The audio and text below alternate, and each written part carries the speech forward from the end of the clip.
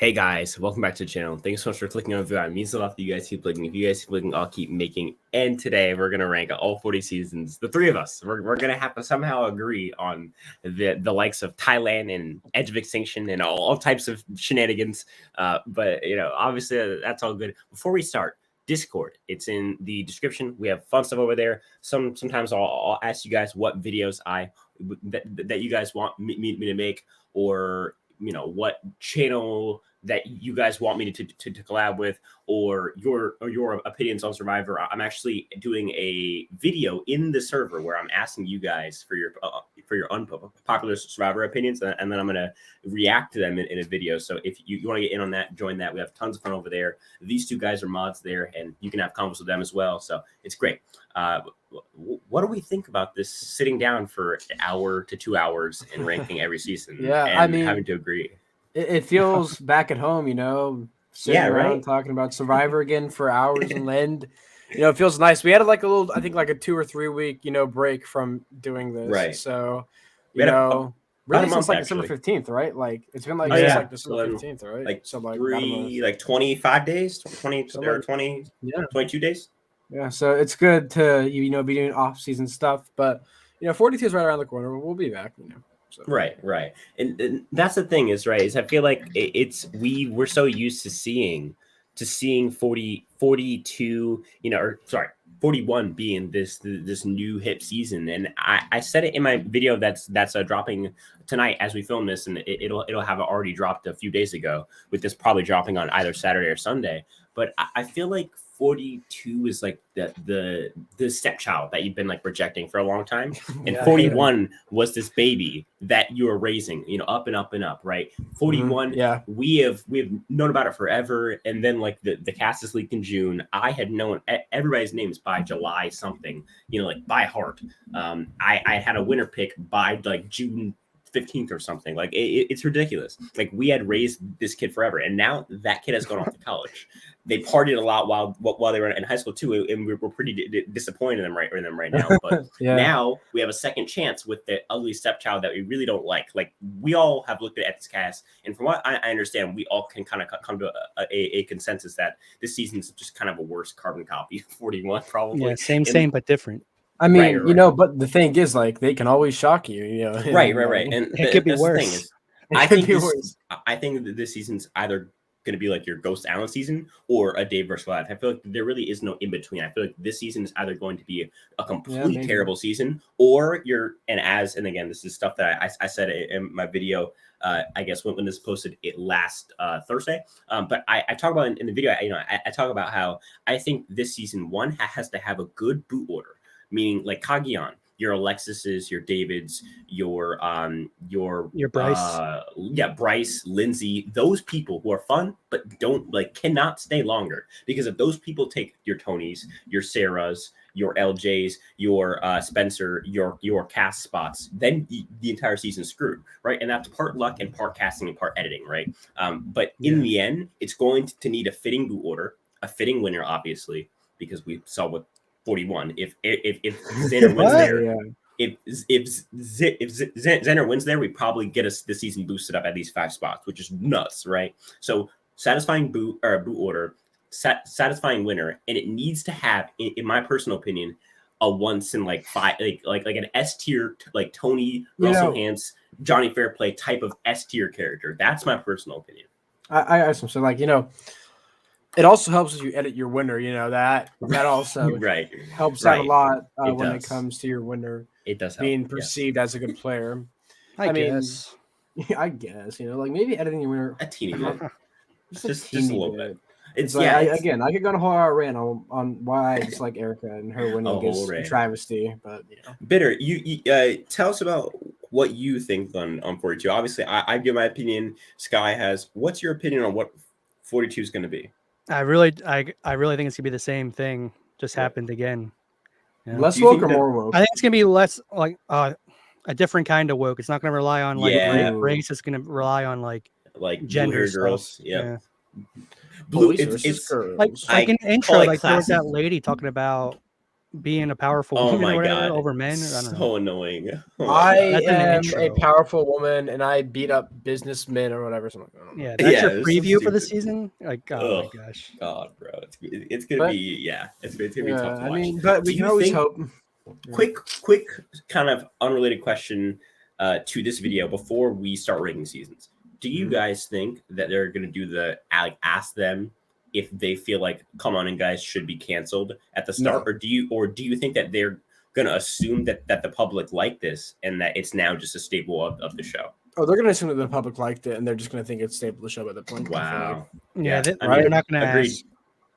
I mean, they let one person decide, so why would they ask another group of people? One person Well, gets to answer. quote for everyone. unquote, they let one person. It's really production wanted to happen. So Yeah, I feel like production was so like they- at one yeah. point going to be Yeah. like, if it didn't So work they with asked 41, they're going to work yeah. 42. So they asked the 40-year-old silver-haired gay dude, "Hey, is this offensive to you?" Like, of course he's gonna say that, right? That's like, bro, they probably thinks like the devil emoji's offensive or something like that. it's like, I mean, it's just classic. And again, people saying that Ricard is some sort of victim. No, he has a silly opinion too, like thinking that guy is offensive. But they did use his silly opinion against him and really use his opinion to get their opinions across, and execute their plans without getting the backlash and having people be instead of people. Yeah, instead of instead of people DMing Ricard, DMing Jeff, they're DMing Ricard, right? And that's what Survivor wanted. Someone has something in the background. What's going on? At me on Twitter. I probably won't. Sorry, read it. I was moving my mic. It was Okay. annoying in the position it was at. What'd you say, Bitter? No, He I said at me on Twitter. I probably won't read it. Bro's like Yeah, right. literally saying what like, Jeff yeah, I said. don't care what your opinion is about the show. I'm just not Right. gonna listen to you. Like, I don't know, Jeff. Why would I listen know. to the fans? Right. That's like Well, that's I mean, like maybe it's a good idea though, because if you look at the Twitter fans, they kind of suck. But like, right. I mean, Yeah, 3 months he later, listens to like the like. Go ahead. 3 months later, he has 3.99 million viewers watching his finale. Yeah. No one's Who gonna- cares about I had this? someone in on my comments Twitter. telling me like the season barely dropped from last season. I'm like, what are you talking about? It dropped like almost 2 Winners million. at War had like 10 million viewers Yeah. at a certain Which- point, didn't it? Yeah, I get that's unfair because it's all winners, but like that Right, wasn't his but, argument. Like what are 39 you had talking like 7, 8, I think, or maybe 9 even. Like, you know what I mean? Like, and I know that Game Changers like was pushing 10 as well. Like, it's not impossible like to at least maintain above 5. I mean, they got down to 3.9. It's like a David that Dobrik was the video. reunion, right? That was like the reunion, though, Yeah. right? The 3.9 or whatever. Right. Yeah, the But reunion just- always drops, but Right, but the reunion usually drops to 5 or 6 or 7. Yeah, or, I mean, you know, it's still like, awful. Yeah, it's like it's still Netflix god awful needs to have to it. work in And the long term, but in the long term, you're gonna have 1 point something million Right. people watching To- the reunion. to have a 3 million, 3.999 million member audience on a CBS TV show that's been there for 20 years, and a hallmark to television. That's ridiculous. I'm scared for the show. unacceptable. I'm like honestly scared. I am for the too. show now. it'll I be think interesting. The premiere next well, year. they're- Next year, next season. They'll obviously get to 44. We all know that because of the casting. I think really for me, I've always said this to Sky. I always think that 50 is the goal, and once they get to 50, it's just gonna be a matter of when the viewers drop back down from the big 50 legend season. Once they drop what 41's doing right now, if that happens after 50, they're gonna call quits and end the show. Yeah. I feel like I feel like they want to get to 50 and then be like, after 50, it's like, all right. Unless the show if blows it's up still- or whatever, unless the then show they're blows just up. gonna give up. Yeah, Unless, I think they'll be happy to go past 50 if things work out. Right. I like to call it a Squid Game situation where just something becomes popular out of nowhere. But the bad thing is that like if they remain on Netflix and it becomes like a Tiger King instant sensation on Netflix or whatever, like that definitely helped the show. But obviously, who talks about Squid Game anymore, right? Yeah. Like it drops soon. So Well, What's that's the the thing thing with Netflix. That's the thing is they're hoping for the point I was making wasn't one of they're hoping to blow up after 50 ends or else they're going off the air. I'm talking about if they can maintain their probably 15 million viewers from 50. if they can maintain at least like 10 of them, I think maybe they'll stay. But if they're dropping back down to 7-6, there's no way after that big of a season. I feel like if they go remain like around like the 10 to 8 million or something like that, I feel like that's still profitable enough for them to be like, oh, let's keep moving. I feel like right now they're fine with like a 6-5, maybe even 4 million. But I feel like, especially if they can like limp to season 50, there's no way that they're going to be, accepting 4 million viewers for 53. Like, that's just not going to happen. I mean, plus like 50 is like a nice number to end on, but I'd like it to reach past it. Obviously, I want Survivor to be around as long as possible. Well, actually, no, I mean, I don't know why I said this. I always said like, I hope Survivor ends before I die so I can watch every single season. But that's true. There's always the fear of things going past their prime. Past you. It's like, look at like season like shows that are like were good like 10 years ago and look at them now. That's true. Do you want like a Simpsons thing where it's like it's just really bad, but like it's still going? Even I would say Family Guy, where it's like a show that has to change its ways. Because it's like a dead corpse still walking though. Right. I mean, like I would say SNL, but SNL, in my opinion, has always been bad. So I think SNL was just funny in the 90s because people were more into that like live viewing experience, whereas now they have to captivate the audience more, which means, being political, aka, et cetera. Well, comedy's like impossible to do right now. That's why there's like barely any comedy like films anymore. Right. Well, and that's the thing is like, it's not just like one, it's both sides don't want to be talked about badly, which is understandable, but it's also like pussy shit. Like, come on, bro. Like, take a joke. Like, you know what I mean? But it's the thing is like the show's only, making jokes about one side, and it becomes then one side gets defensive and the other side is like, well, what's the issue? Like, so it becomes kind of a they're not even good jokes, so at least make a good joke. Anyway, I feel like we're getting a bit off topic here, so we are. Speaking of jokes, season 41, where are we gonna put that? So I figured we'd do our ranking a little bit different. Well, first of all, what we're gonna do is we're all gonna tell say what tier we would have the season, and then like if one of us has it at S, one has it at B, and one has it at F, then we'll average out to B, or we can make deals where it's like, okay, well, you let me rank this season, I'll let you get this season that you really like or really hate and rank that one later, and I won't go against you. But we'll just have to see. I think we should do it in order, in chronological order. Yeah, I think that makes sense. Borneo. I'll say right off the bat, I feel like Borneo should be a B. I think it really is a C or an F, but because it's the first season, I feel like it has to be a B or a B. All right. I don't think it's an A season at all.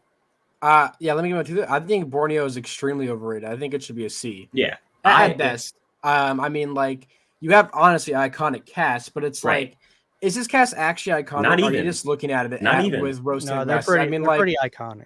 I mean, no, look at like, you have people like, let me see, like, who's the fifth, I think you have an iconic place? Like 4 or 5. Like, who's the alphabet guy? People? Like, is he actually like iconic? And people like Colleen, Greg, like, I don't really see it. There's honestly. That's just I think you guys not like if you were there, like I wasn't even there when it was. If you were there, bro, I swear. And I get they were in movies. Like, if we're looking at this on like an objective like sense, I'm saying it's like no. And it's like, Sean, is that the alphabet dude? Like, who actually cares about him? Like, I love the alphabet. Bro, oh my god, of course you like it. No, like if you look at it. No, you go ahead. So I will say, Bitter has some truth there, where there is like 10 plus people on this cast who are like straight up like people who watch the show, even casuals, like will remember them for a long time and maybe even still remember them. The issue comes where it's like there is no gameplay in this season. Like Richard, even Richard doesn't really play the game that hard. He just plays it better. Well, than like for else. the time, I guess you could say he did play right. Well, you gotta look it through that. He was running around the naked. He running around the forest naked. Is very good gameplay, if I do say so myself. I mean, and his iconic. His Final 3 strategy was amazing, where he drops. Right. That's what I'm saying is he plays better than everybody else. But if you like compare his game to Jeremy and try and judge him on even, obviously. To be fair though. Like, to be fair, right? It is first season, right? And like, but I'm not gonna cut it slack when it comes to like objectively ranking them though. Like if you look at season 1 and like look at season 31, it's like it's a completely different animal. I cut it slack. I'm trying to give it B, even though I think it deserves a C, like a low C. But I'm trying to give it like mid B to high B. I'm trying to give it a C. I have it at B too. Just this season's like, I agree with you. This season's like almost impossible to rank because it's the first. You're right. It's like, how do you rank that? Like, nothing's to compare it to. It's like I don't know. Right. But like I would say B just for being the first. It can't go any so lower. yeah, your two B's then can't stop my C, so it's a B then. Yeah. All right, cool. Australian Outback season Australian 2. Outback. I think this is an F tier season. Maybe low C. Maybe low C. I agree. F tier season. Yeah. Okay, well, those trump bitter. Give us your argument. Oh my gosh. Give us your argument. I don't love Outback like a lot, but I still think it's like B. I think it's pretty close to Borneo, where it's almost impossible to rank that. I think it's I think that Australian Outback, if you look at the actual season, right, what happens in between the jury vote out and the final 2? It's like nothing. The jury vote out in the literal vote reading live in California. Everything until even the final tribal is bad. Even the final tribal. Like, the Australian Outback finale is the worst finale in Star Wars. So it's not even close. There's only one vote out in a 2-hour finale. It's like, what the hell? And the vote out is extremely obvious once Colby wins immunity. You know that he's going to vote out Keith. And then it's really like, okay, who's going to win it? But it's still, and even the final tribal isn't good with both of them like really blowing the final tribal. Like, it's not good at all. Neither of them are good. It's just Colby gives a worse like final answer that probably like seals his fate. But then the rest of the season isn't really that good. The only good part after the jury vote is literally the last 10 seconds of the season when they read the vote. Like, that's the only good part to me. Wait, did you just put that in F tier? Yeah, 2 F's trump your B. Will trump whatever you guys really think it's an F tier? Yeah. I mean, do you want me to put it in C tier? Like, if I think it's at least got to be C. It's like. So, what do you have it as, bitter? I have it as B, but I could accept C. So a B, an F. So if I number these, let's do the math. Let's say a B is 3 and an F is 5. So 2 5s. So it'd be 13 divided by 3. 13 divided by 3. Who's pulling out the calculator? 4.3, which is closer to C. So I mean, if he ranks. Okay, so I guess Okay, so I guess if we have 2 people to like say it's a 1, but one person have is above, we go to the middle one. So I guess we put it in the C. No. Hold on. Go ahead. So what I'm doing, for people who are watching this who are confused, I love numbers. Like that's fine. I'm pretty good at numbers. So I'm making S1, A2, B3, C4, and F5, and then I'm averaging out the numbers to see which number is close to it, and it's closest to 4, which is C. So mathematically, we should put C there. Right? Okay, yeah, cool. Right. I put in C. I mean, but the thing we're still open to making deals, though, right? No, I mean, but look, I'm not going to fight on this one. Like the first episode, right? I'm trying to think. Like what was the first episode? Debbie. Like Debbie, that's nothing, right? The second episode, there was some interest, like the beef jerky stuff, right? But like, the third one's that's the Mitchell one, right? Yeah, no, it was Mad Dog. Oh, okay. Well, the Mitchell vote out, I think is the best season or best vote of the season, and we didn't even really get like the vote, like or the reason why, because Tina does it on the way to tribal. Yeah, and if you look at this like season, right, like half the people have come back, but it's really more half people come back because more people from Borneo said no, like Colleen and like Greg and stuff like that. If Colleen comes back, Amber 100% does not come back for this season. I'm trying to think who's another female that's turned down Borneo. Alicia probably doesn't come back if I'm trying to think like. Did Kelly turn it down or did they not ask her? I think she turned it down. Yeah, so I mean, if Kelly's on, Alicia doesn't come back on. 100%. Right. I mean, and then Varner, probably shouldn't have came back. Scoopin', I can understand why they did Varner should have came back. No, I'm glad that I don't think Varner. Okay, well that sounds bad. I'm happy that he came back and came. But I mean, I think he's a good character for all the seasons. Yeah. I still think that from that a one casual, from a casual viewpoint, if I'm watching the Outback and I'm voting for a season 31 entry, I'm probably not voting for Varner. I mean, to be fair, I voted Varner in, so I feel like Varner is probably the second best player from that season. He's actually a good player if you look at him. He just got extremely unlucky with the situation. I think he was the third best player. I think Colby and Tina just played the better games because they were in the best alliance. If Varner was in that alliance, whatever was there the whole game, he probably wins. But Varner wasn't, right? And Varner had a shot to cause a tie at tribal and have the right person be in deadlock, but then he jumped off for peanut. So I mean, I feel like Colby is. But that's his worst strategic move. He's probably okay. Well, no, it's not his worst strategic move he's ever made. Let me take that back. You said that. Right. I was like, okay, it's his second worst. It's his second worst strategic move he's ever made in the entire game of Survivor. That's so funny. Don't say Scoopin's worst move was falling in the fire. Oh my god! No, it's his worst move was going on the internet. Okay, so we have a no. So I think Australian Outback should be an F. I feel like even though the math says C, it only says C by like 0.17. Hear me out. The math.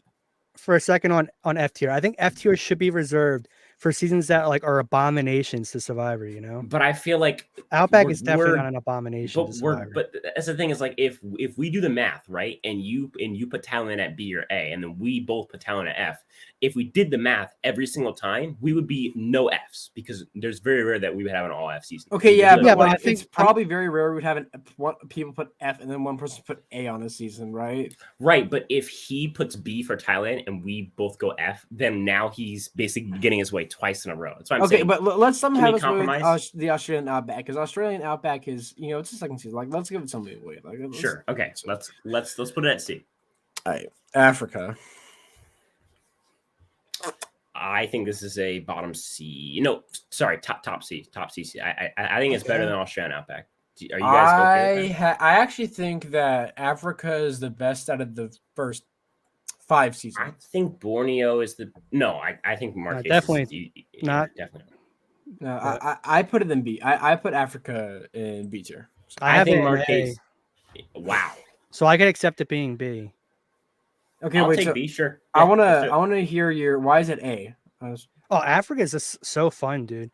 You got like a very iconic 3-person alliance with no duds with Big Tom, Lex, and Ethan. The winner is pretty like the first this guy's very likable. The winner is pretty. What do you mean the winner's pretty? Pretty likable. Ethan? No, you stopped at pretty. You didn't say pretty likable. You said I said pretty likable unless I cut out. Dude, he's pretty too. I mean, shoot. Listen. I'm not interested, but the dude, I can acknowledge he's not interested. It's got great moments. Like I think so. Yeah, where he goes to like he's a Jew. He can't village. What? The ham thing. Oh yeah, that's great. Yeah, that was a funny moment. So many great iconic moments in that season. I mean, for me, it's just like the gameplay is better in Marquesas than any of the other first 5 seasons, and the only reason that the 6th season is better is obviously because of Rob, and then the 7th because of just decide like the first 5 seasons. The reason why I would put Marquesas, especially, and I'm surprised that you don't have Marquesas as your best season in the first 5 Skylander, because you are your biggest gripe is the slow gameplay. Marquesas has your first big flip. Then it flips again between Africa and Marquesas. Right. Like I feel like Marquesas, one, you have Rob in the pre-merge being Rob Father, which is honestly one of his most like cut. I think it's one of, if not the most cutthroat that he's ever been. Like he was giving confessionals about like literally killing people, and then he gets to the merge. He tries to flip everyone, backfires, but then Kathy actually does it correctly, and we get the flip. I feel like the issue.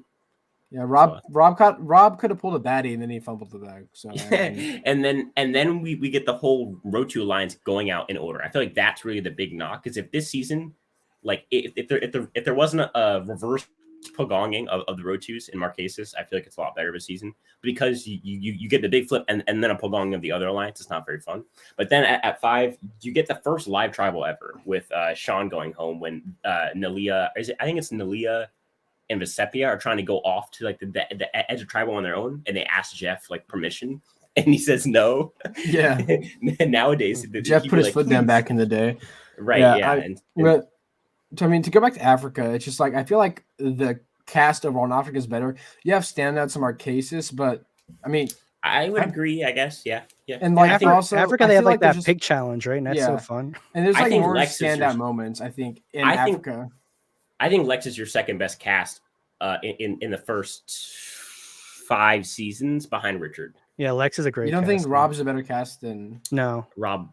No, not like, for the time period. No, especially you're thinking of like his legacy. Yeah, but like after Marquesas, no, definitely not. But in the first 5 seasons, I thought you meant like kind of like their seasons afterwards. No, Richard is definitely Okay, in 2002, halfway through after Thailand was finished airing in the off season. Mm-hmm. Who was the biggest character? Richard, 100%. No, I thought you were talking about like just their like whole legacy. I mean, to go back to Africa, though, like okay, let's say Africa is set in 2022 this year, right? Right. What would happen if Big Tom did the Jew thing? Okay. Oh God. What happens? I think the people on the cast would defend him, but everyone else would attack. I defend him. But then again, we also never get that cast in 2022. So that's what's great about Africa is you have players like Big Tom who lost like freaking 60, like oh my God, like what, like 60 pounds. 80 pounds? Yeah. 80 pounds, oh, bro. Yeah. I mean, to be fair, he did have a lot of weight in to Africa. lose. That's why he's just called Big Tom. But and then in All Stars, he lost like 65 or 64. Bro, dude should just go on Survivor for like it's his fitness thing. I mean, that's why. Yeah. I mean, also we gotta account. I think the location. The location is so unique. Yeah. Although like, I will bro say, was also busting Marquez his butt out there. Like Marquez was. I think this. I mean, behind. Well, okay. I think Thailand is a pretty good location. I think it's still. Like I think it's okay. It's just ruined by the season because it's horrible. And then Africa is just. So what? I said it's just ruined by the season because it's horrible. Bro, you're the only person that actually likes Thailand. That's not true.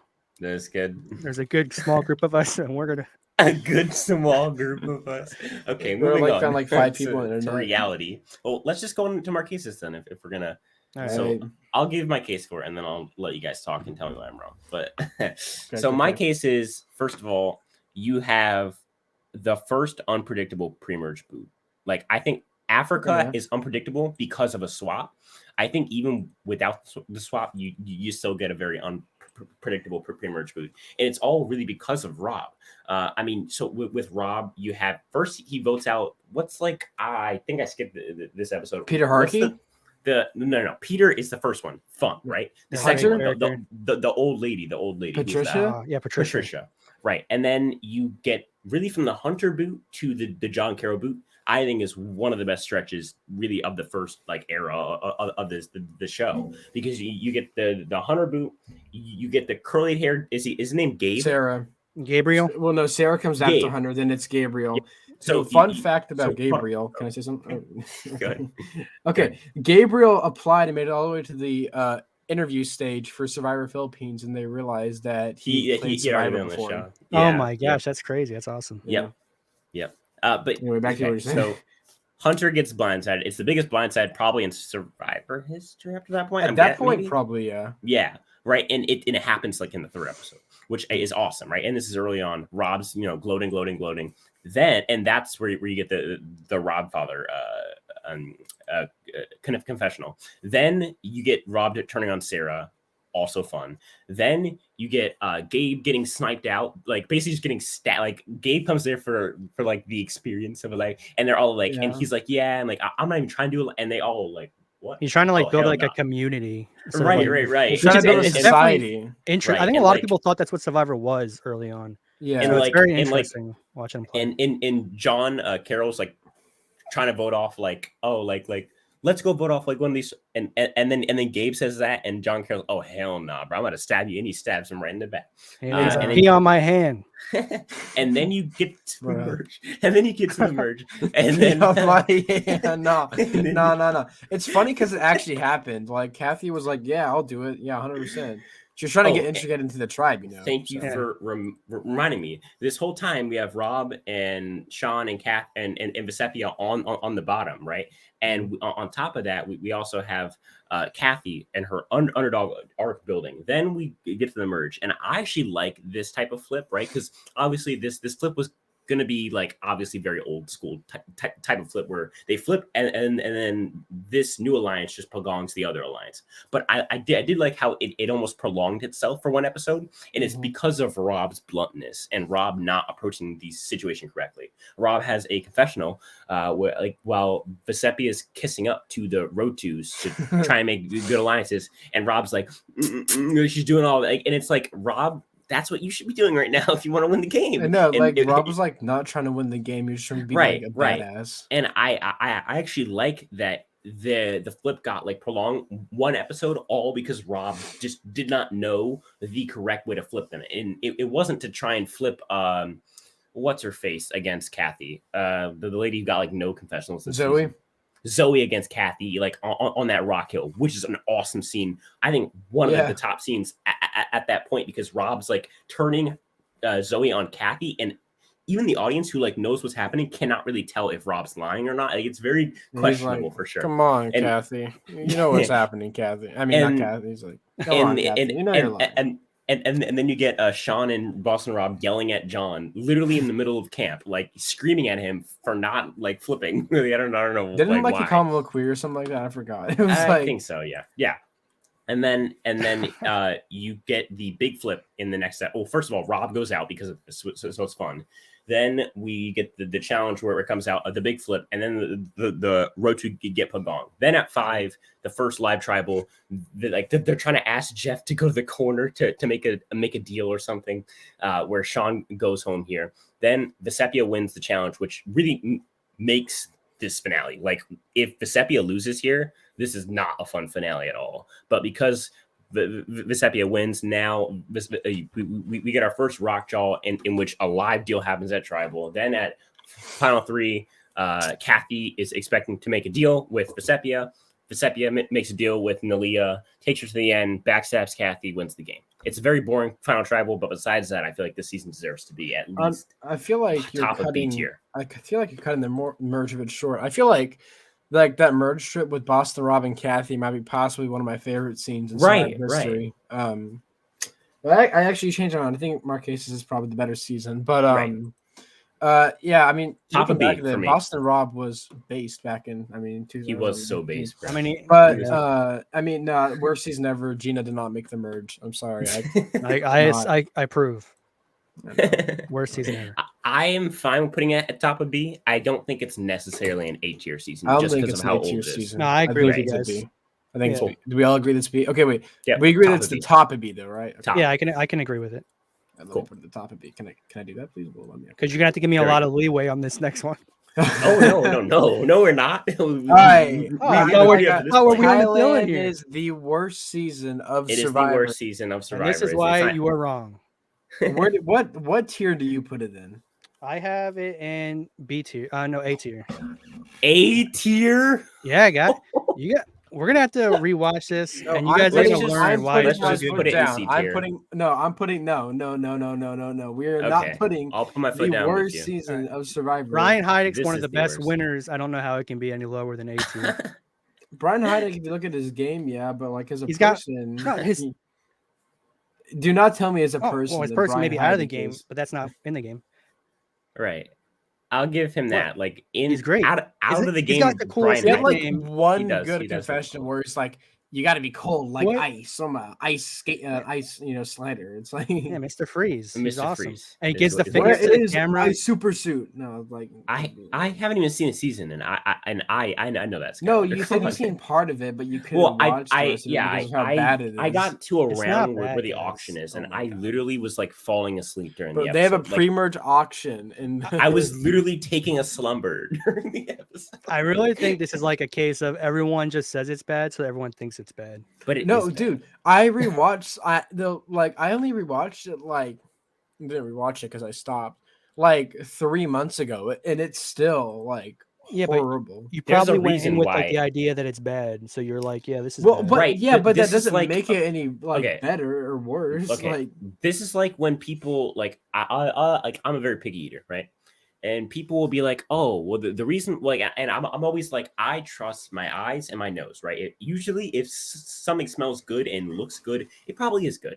And vice versa. If something smells like dog water and something I'm looking at it and it just looks like, a upside down shoe, it's probably not tasty, right? And so, hold on. Everyone just know that Spencer likes honey on pizza, and he's talking about. Okay, so look, Thailand wins. Oh my god. Hold on. Give me one good scene from Thailand besides the attack zone challenge. Hold on. Oh yeah, that's a great scene. Hold on. What I'm saying is, in the end, when you look at this, as much as you may say that we went in with low expectations, wanting the season to be bad, which is probably true. I'm not saying you wanted it to be bad. I'm just saying you might have just. It's somewhat true. We were no one rewatches the season because it's good. People rewatch it because it's just that bad. And so, yeah, we probably came in with expectations. I know I did, of it being the worst season. And there's a reason why, because it's the worst season. Okay, but just See, but I'm for all real, about though, characters and seasons, my and God. it's just full of great look, characters. what? I No, just- okay, look, give me one What? good scene from the season that's not the attack zone challenge. Oh, now you gotta put me on the spot with remembering things. Oh my god. I mean, I have so many choices. Like there really isn't like the attack zone challenge like is the only scene I can think that was like actually like good. Even what like about when even like Jane gets and calls gets money and says American? No, bro, That's a great scene. It was just annoying, and then That's like hilarious. even Fiji, right? Bro, it took you like a Edgardo whole minute to Boot. think of another scene Like, though. Well, there's so many that's the scenes thing I is had to think of. Even like the other possible at like F tier season like Fiji, right? Car curse, Eduardo Boots being red, and all other faces just shift from to oh my god, and then you get Lisi falling off the platform, Michelle falling off the platform. Like you have all these like Lisi in that reward challenge with the guys where she's just being an ass, and the rest of them are just like, what are you doing, Lisi? Yeah, Lisi in general, like it's like this season is not good, and yet I can think of more scenes. And again, I have not seen Thailand in its entirety, but I'm guessing, and yeah, that's what I'm saying. I mean, the opening's great with the schoolyard pick. That's awesome. I love when Survivor does that. I think it was pretty boring. I'm not gonna lie. I was kind of look. You don't like schoolyard picks from the beginning? No, I just thought that this cast made it so boring. Yeah, I mean, like, dude, the season just as a whole is just like a dark season, and like everyone just hates each other and stuff like that. It's not that dark. Bro, it's pretty funny. Remember? Oh yeah, it was so funny when Brian, supposedly said we can't have another black winner to, Jesus. Yeah, but that's a rumor that wasn't said on the show. No. I mean, come on, he definitely said that. Hold on, who did you see that too? Yeah, who? He said it to Ken because he thought Ken was racist because he's a cop. Oh my god. That's great strategy, isn't it? That was pretty funny. That was pretty. So that's interesting, right? So it's like, is that cool to do? Is if you think someone's racist, use that against them, or I mean, yeah, probably make an alliance of all the same color. I disagree with Skylar's. Although obviously I agree with the fact that if he's racist, that's bad. But like what I'm saying, that's not the reason why. I know. Right. I don't think Brian's racist. Like, is one of his best alliances. I don't think that he is either. I don't think that's a good look at that shirt. Again, just before I start, I have not seen the season in its entirety, so I may be completely misinformed, but I'm not, because I've seen enough media. I've seen enough summaries. I know most of the boot order. I know everything important in the season. Like, that's actually to RHAP opinion about Thailand. Definitely did not. What is his opinion about Thailand? I don't know. What is it?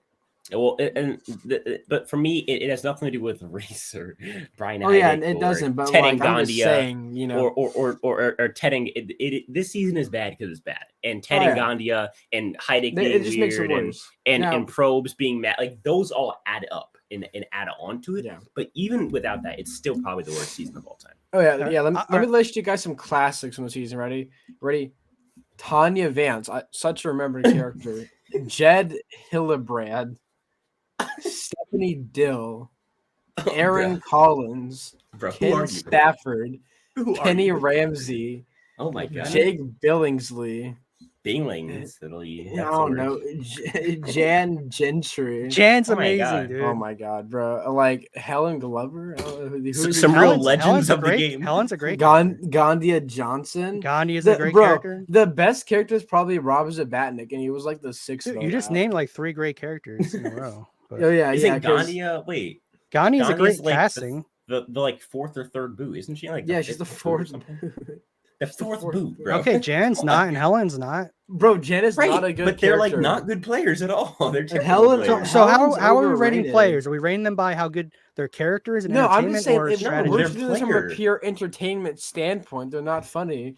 And like Rob Zabatnik, Rob Zabatnik is the best character, like entertainment wise. And he was the 6th vote. I'll agree. He's a great character too. And he's the 6th vote out. On top of Jan, Helen, Clay, Ryan, I think Ted.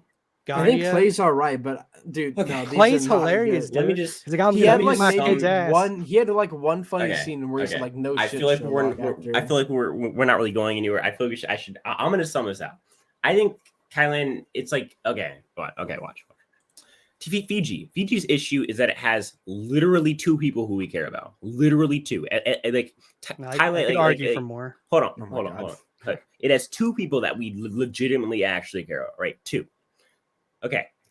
I own the Idols issue. It has a big thing that happens that darkens the season, right? Mm-hmm. Worlds Apart. The cast is super negative. Karamoan, bad pre-merge. One World, bad post-merge. Combine all these. What do you get? You get Survivor Thailand. It has everything that's negative about any season added up into one. The only thing that it has that is good is maybe a satisfying winner. But even then, most people S tier winner, way before his time. Events, the GOAT strategy, right? No one's ever thought of, like, even past that season. No one's ever thought about what's his strategy. But it kind of came bring a terrible it kind of comes without saying to the end. But but no one does it. Right. It's the fifth season, bro. Something. Yeah, what? It was the 5th. It was the fifth season. Like, someone was gonna do it eventually. Just because you're the first dude doesn't like necessarily mean like you would like. Yeah, but if you're the first, and then it doesn't necessarily like become a strategy until a lot later, that's ahead of your time. I don't mean, like, so. How else do you find ahead of your time? Is then it is the optimal thing. A lot of people did the optimal thing. I mean, if you look at Amazon, do you think that Rob wasn't going to take a go? And he had seen the past season, but I guarantee you, he didn't find that out from Brian Hydex. Well, he might have. He was a big fan of the show, so I do not think that Rob thought of a GOAT because Brian Hydex brought Clay to the end. He's like, you could win Brian the game. Hydex. Look, Brian Hydex, if you look at it, really was just playing optimally like the entire time. Like, that's all he did. Like, he didn't have any crazy moves. He just played which is optimally. great. Well, everyone says like Kim and Rob is like a masterful game, right? And he did it in season 5. But the thing is, 15 seasons before he did not okay, but look at this nearly as dominant of a game. His win how not? was purely based off dragging one person throughout the entire game. He also came in on the majority tribe and Pagon. It's not nearly as impressive as Rob or Kim, who play. Well, first of all, it's way more impressive than Rob and Kim. Skylander, Brian needed a cast like Thailand to win. Right. If he has like, so Kim and Rob didn't need the cast. No, because they're actually good players. See, because Brian needed was an older cast. Rob. If it's not for Rob maybe being a little bit too mean to Tom, like on his way out the door, Rob wins all-star, like the best player. Rob was never winning all-stars with his strategy. He was Rob's not that good of a player, I don't think. Hold on. He blew 3 jury votes. 3. If he had been honestly, if he had not made that kind of half-ass alliance with Alicia, he wins the game. If when he was instigating the fight between Rupert and Big Tom, if him and Amber don't yell at Big Tom like in that cave side, he wins the game. If who else is the swing vote? Is it Alicia? And then Lex. He was never getting Lex's vote. Let's be honest. Can also you can also say that Brian played optimally, but he almost lost to a GOAT. He won by 1 vote. But let's look why he almost lost to a GOAT. It's because everyone trusted him so much that when he cut them, they felt super betrayed. So he knew he had to bring a GOAT. That's a perfect strategy. I mean, but that's a fault of his though. Yeah, he could have because he always knew I'm bringing Clay. Brian Hydex is what Rob should have been in All-Stars, and an All-Stars cast versus obviously Thailand, probably the worst cast of all time. I think if you always spending too much time on this season. Let me just say one more thing. I feel like if you constantly run a season when they're always strangers, right? No one knows who they're going in ahead of time.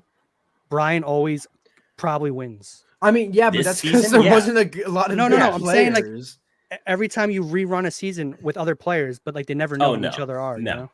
That's a hard no. Let's move on to Amazon before we get into more of a swirl. I'll let you guys rank this F, but then you guys got to promise to watch this with me eventually. Sure. It'll be a bore fest, but yeah, let's go to the Amazon. Sure.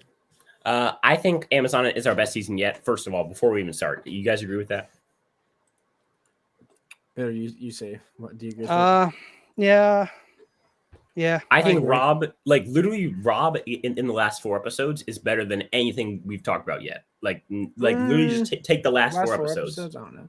I think Amazon's probably the. I mean, from the Dina boot to the finale, I think that's probably your best stretch up until this point. Yeah, probably until Micronesia. Yeah, probably. I mean, probably until Micronesia post merge, maybe. I mean, well, I'll get my opinion. Yeah. No, I think so. The problem with Amazon is that like the pre-merge sucks. The pre-merge is like, I mean, we have amazing characters like Ryan Aiken, but Janet it's not Toth, like Daniel Liu, Caramello. Joanna Ward.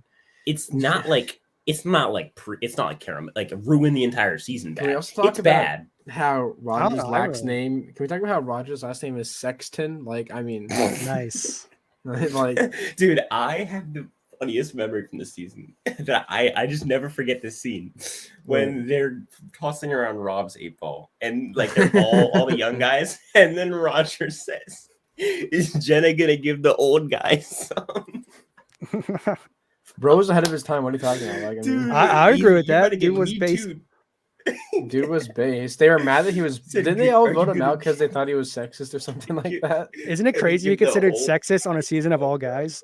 That's the grossest thing I've ever seen I've ever heard. Like, bro was put on a whole different level. Like, I really do think he got a bad rap though. I just think he was like an older guy with a bunch of young guys. I usually think that like people like, and he was pretty like that usually get a bad rap. He was fairly respectful of like he had said out loud like, these are young guys, this is how they think.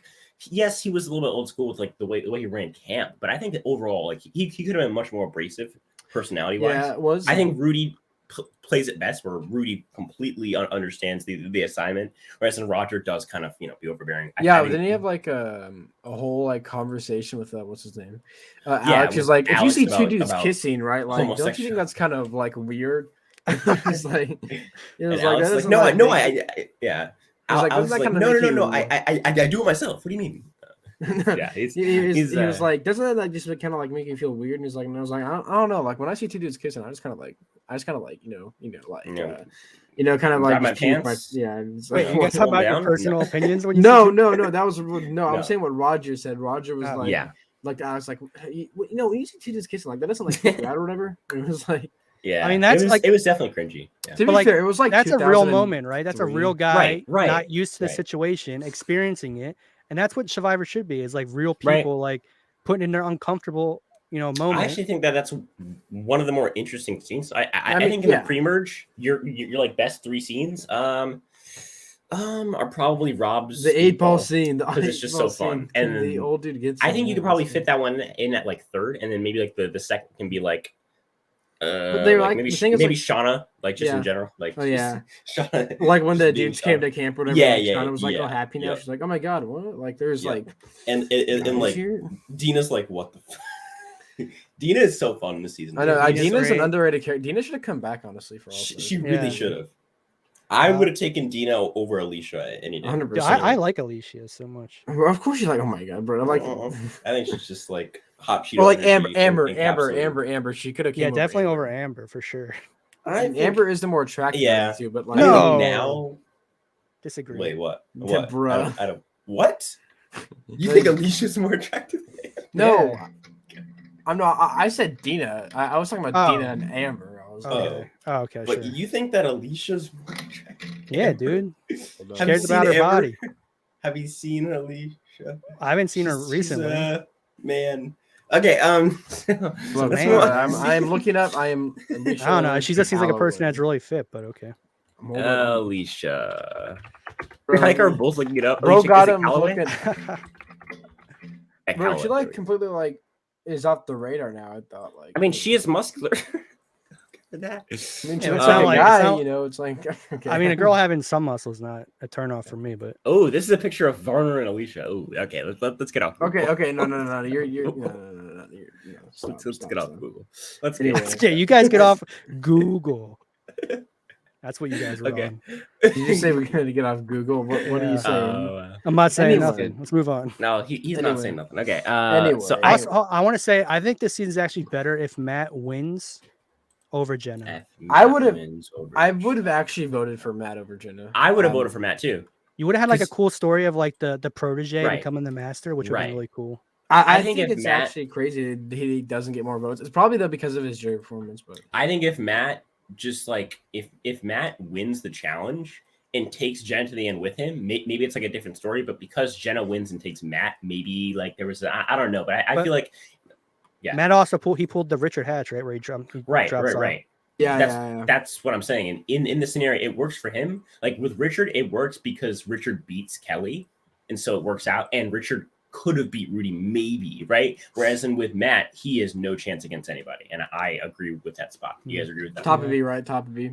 Yeah, I could say I'm between. Pre-merge is just so questionable. I have it at A, but I can accept it at. I mean, the reason why Matt probably lost is because everyone thought he was a serial killer. Yeah, if he could explain why he knew like what he was doing, like that, then you would have probably.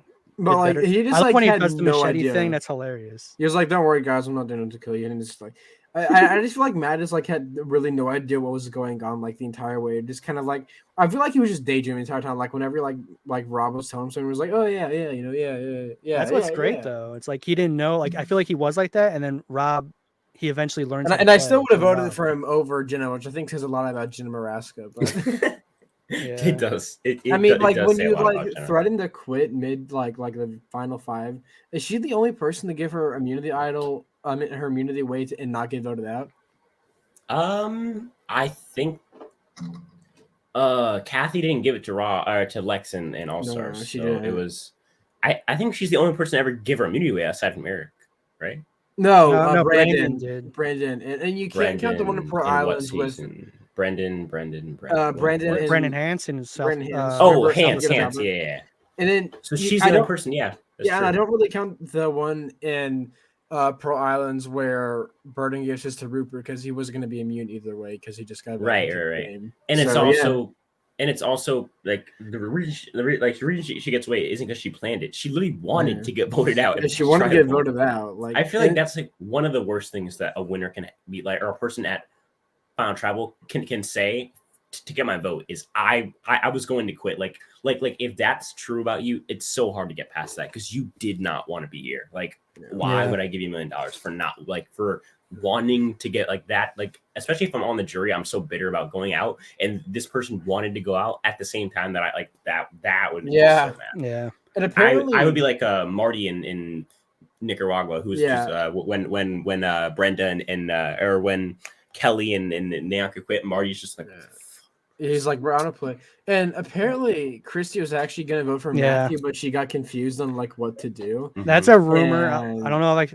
that's confirmed. I mean, like, I think it makes sense though, because if you look at it, Christy did not like Jenna whatsoever that season. Yeah, that's why it's pretty strong rumor. But yeah, I think that Christy did mean to vote for Jenna because she just like changed her mind because it's Christy. She's very emotional, but she's a great character though. I'm glad she was on. She's an awesome character, and that's the thing. You barely know she's deaf. Like how good she is at reading lips. Right. Yeah. And she's pretty. Like she was decent at the game. Like she was like had a guaranteed spot like final 5, right? Like because they wanted to both get her vote. She just couldn't make a decision quick enough, which is unfortunate for her. But, oh wait, I just remembered the scene. It was so funny. The Dave and Jenna scene, the merge. Or was it the merge thing or like the tribe swap? The tribe swap. Remember like the Dave and Jenna scene where like she gets in the shower naked. Oh and yeah, it's just like there, like it's just like. It's like so. Basically, she got naked and went to the shower. Or like, I mean, I honestly just love Dave. I wish he'd stayed longer. Bangarang, yeah. Right, he was so. I don't know why. And it's funny because rocket scientist. He's like the 7th best character in this post merge. Like that just shows like this season. He was the first jury member. Right. Just a great casting. Like, let's get a guy who's a rocket scientist. Who you can say like. He's like so easy rocket scientist, but he acts like a surfer dude. Like I don't know why this like confessional sticks out to me so much, but I vividly remember the confessional was like, bro, like Jenna has like the biggest butt ever. Like I don't know. Is that in your notes? Yeah, no, I don't know why. I just remember like dying from laughing at it because like dudes, it says like rocket scientist and stuff like that, so you think he'd be all cerebral and stuff, but like no, he's like. He acts like a surfer, bro. Her butt, man. No, yeah. I'm thinking that we split this up into 2 parts. Maybe we go ahead and stop at Heroes vs. Villains, maybe. Okay, this is getting a bit long. We're not even because we're probably going to be at 2 hours when we hit Heroes vs. Villains. So I could imagine a 4-hour podcast, unless you guys want to. I mean, no, there's no. Yeah, no, we could. Yeah, we would be recording until 2 a.m. my time and 1 a.m. your time. I mean, it's your call. I'd be okay. I could do it, but it's you guys. I'll do it. I can't do it. You can't do it. That's fine. Okay. So what's next? Pearl Islands. Pearl Islands. Okay. I think we can all agree this is the highest season so far. Yes, absolutely. Okay. Yeah. Where do you guys rank it? S tier. I would say it's a low S tier or a very high A tier. Oh no. Sky thinks it's like a C or B tier. I think. Oh man. Yeah, Sky doesn't like old school. If you guys want, but like, how do you not like this season? It's everything that's wrong with old school Survivor this season isn't. Like there's a big villain who plays the game hard. It's the old entire school. cast flips back and the entire class. Everybody in the post merge is willing to flip and does flip. I just don't. I'm sorry. And on top of that, like the people who come back don't win the like. It's not a Chris Underwood thing. Like it's like an old I don't school know. Season. It's old school. It's bad. But that's the thing is like I would rank it high B, but what B? I said. Okay, I thought you said D. I was like, are you high? What? No, that goes about to A tier. But I feel like Rupert's an overrated character. I've never nobody likes Rupert. That's not. I like Rupert. See, he's a great character. He's not good at the game. I think that Rupert adds to the season. Exactly. The whole point is that it's Sandra and Lil in like the final two and stuff like that. Although I think they got the final good edits and arcs to the season. Yeah, but I still think that Lil is a great character in this post merge. Yeah, I agree. Lil's hilarious. There's a bunch of great moments and stuff, but I just don't enjoy watching it because it's an old right. But like the opening's so good when they go through the village trade stuff. Right. It is, but I just what's the part of the season that makes it lower than Amazon, lower than Marquesas, lower than Africa, and like around Borneo? I just like this. I just don't like it as much as Amazon. There's not really like anything that can pinpoint. I just don't like it as much. Ahead of Marquesas or behind Marquesas? It'd be ahead of Marquesas. Yeah. Okay. It'd be ahead of Marquesas. I would actually. With that logic, I would just put it like ahead of Africa, maybe, and like behind Marquesas. No, it's Amazon's the best out of the 7 so far. But, I agree with that. I think it's. Yeah, I think that honestly, for me, Marquesas is the best out of the 4. Amazon's the best out of the 6. Why is it Marquesas an S? Don't you have this in S tier? Best out of the 4. Best out of the 4. Didn't you say this was an S tier for you? Seasons. First it's 4 not seasons. It's not included in the 4. Oh, I thought you were talking about like no. I thought you were talking about no. And then I think that Amazon's the best out of the 6. I think Pro Islands is the best out of the 7. And I feel like Pro Islands is a very low S tier, if not a high A tier. So I'm fine with this conference. Yeah, I can agree with the low S tier. Game, it's actually an F tier. So Fair Play is like an S tier player. I definitely think it's out of the top 4 or 5 for me. Definitely. It's just like you get Fair Play who I think even perfects almost Sister Nino's game. Right. You get the dead grandma moment. I don't know. Yep. I don't even mind the Outcast twist in this season. Right, same. Because it works out where one of them becomes really likable and gets voted out because he's aligned with Fair Play. And the other one steams through the whole game emotionally and then loses at the end to who is probably a better player than her. Still not a great winner, but and they get brought back at the merge, not at the final 6. Right. I think that if Burton wins this season, like let's say instead of Burton's a Chad. They never won the season if Burton won. I love Burton. So if at 5, the big blindside is Fair Play, first of all, America would be so excited. Fair Play should have won. But then on top of that, I feel like if Fair Play goes there and then Burton does what Fair Play did, turns Lil on Dara, I think is in that spot, and then Lil votes out Dara, and then Burton wins final immunity, takes Lil to the end or Sandra, and then beats them. I feel like this season is like 2 notches higher for me than right now it's probably at 6 or 7, but this season would be at like 4. Because this season obviously and when they fight the Pelican, that was a pretty good scene, but then he goes on to quit, so it's like his quit. I think his quit's the most reasonable quit though out of all the quits. It's just we didn't really get on the show. Yeah, it was kind of weird, but I mean, I think aside from the girl who had that terrible stomach ache, I think his quit is. And the girl who had the bug in her ear, terrible stomach ache. Right. What was that? Well, she didn't quit. Bug Girl didn't quit. Bug Girl was the one in Co-Wrong. Well, that stood up on stood up. Yeah, she stood up on her chair and ruined her whole game in like 5 minutes. The one with the stomach bug from Philippines right now. That's crazy. You know what's crazy though? The most crazy thing though. What? Sandra was 28 when the season came out. I know, dude. She looks the same crazy. Almost. I know. She looks literally the exact same. That is not a compliment. 28 when she came out. When this came out. When this came out. Can we agree? Like her game's is not impressive at all in this. No. I mean, like I think this is her better game though. Yeah, I agree. I actually think that Sandra's best game is like Game Changers. Oh yeah, 6 person voted out. This is her best winning game. Out of her first 2 like big iconic, like, oh, she's the first 2 winner.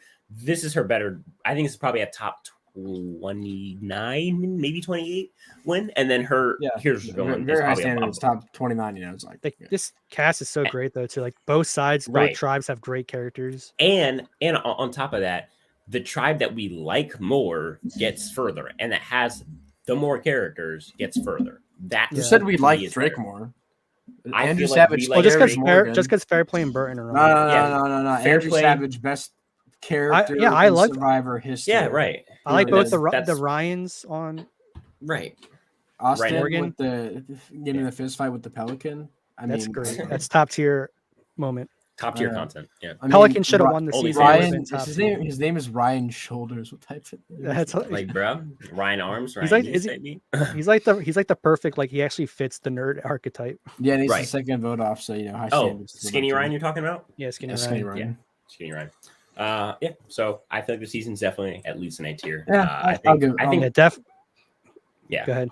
I think the only reason that I would go low S tier personally is just because it's like a great representative of a season pre 15 or 16. You know what I mean? Like it's for me, it's the best season pre 16 or 15. And for that reason, it's so great to have that. It's like, oh, this is the one S tier season before 16, or before 15. I'm gonna have to stop you right there. Sorry. Yeah, what? That's not happening.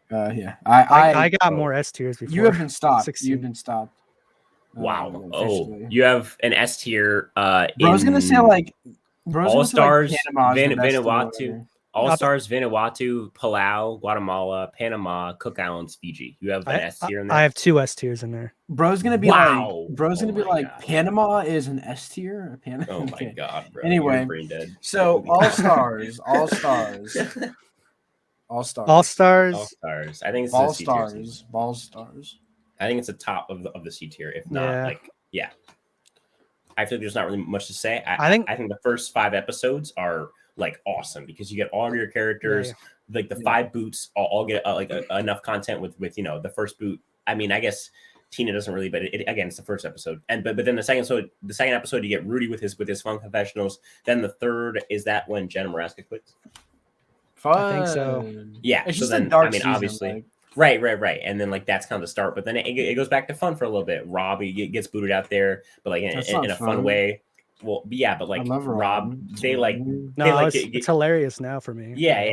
Well, because like they like gave Rob like the digging in sand like kid edit there with Rob who's like trying to bully him or whatever. I watched All Stars before Amazon, and I was like, "Who's this Rob guy? He sucks."